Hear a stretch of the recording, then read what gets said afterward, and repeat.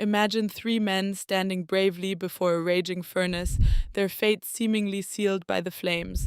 In ancient Babylon, Shadrach, Meshach, and Abednego faced the fiery wrath of King Nebuchadnezzar, refusing to bow to his golden idol. Suddenly, the furnace blazes 7 times hotter, yet their resolve remains unshaken. As they're cast into the inferno, an extraordinary scene unfolds.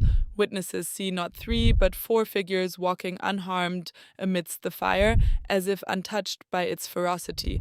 Astonishingly, they emerge unscathed, leaving the king in awe. Their unyielding faith and courage, triumphing over fear, echo timelessly, reminding us that true conviction can transcend even the fiercest flames.